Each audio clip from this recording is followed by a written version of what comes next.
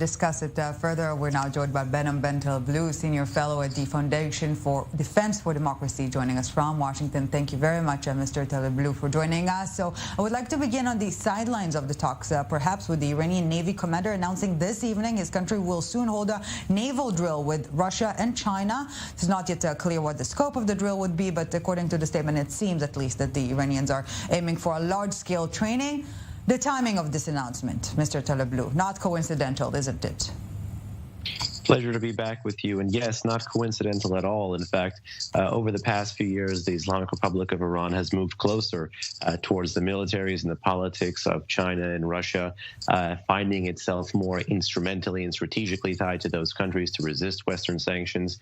And in fact, just as they've done with the nuclear program, as was reported recently just this morning about Iran's willingness and in fact now demonstrated capability to enrich uranium's 20% purity in advanced centrifuges in the underground nuclear bunker of Fordo while these talks are going on. They're also looking to signal resolve elsewhere. And I think that's the best way to see these warming ties between Iran and Russia and Iran and China in a very public way as negotiations come to an end this week. Right. And according to estimations, indeed, the nuclear talks will end either tomorrow or the day after, pending developments of the context, of course, between Iran and the powers. What is the current state of affairs there in Vienna, from what you understand, and what should we expect to be the bottom line?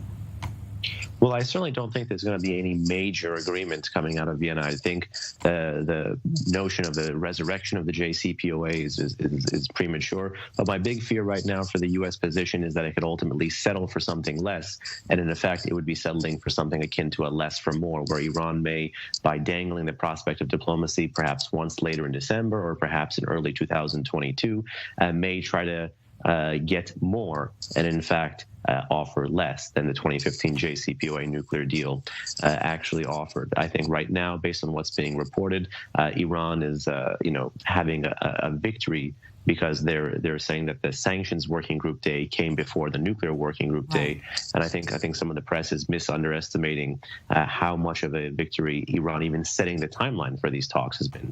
No one engaged until they said they're ready to engage. They refused to meet with the Americans, so they're keeping the U.S. kind of quarantined in a separate side room, having other members of the P5 shuttle back and forth.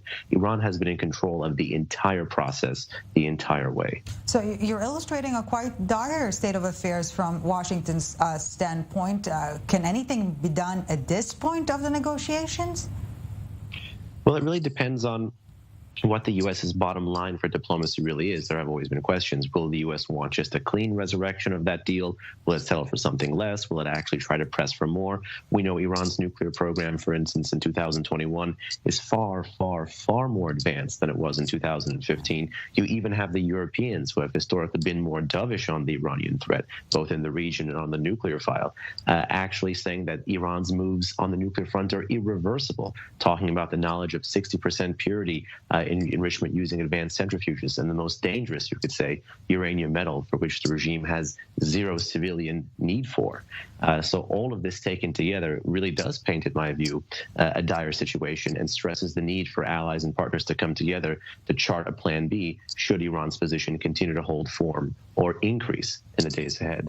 Yes, well, critical days, critical hours maybe. In Vienna, Mr. Behnam Taleblu, Senior Fellow at the Foundation for Defense of Democracies from Washington, thank you very much for your analysis.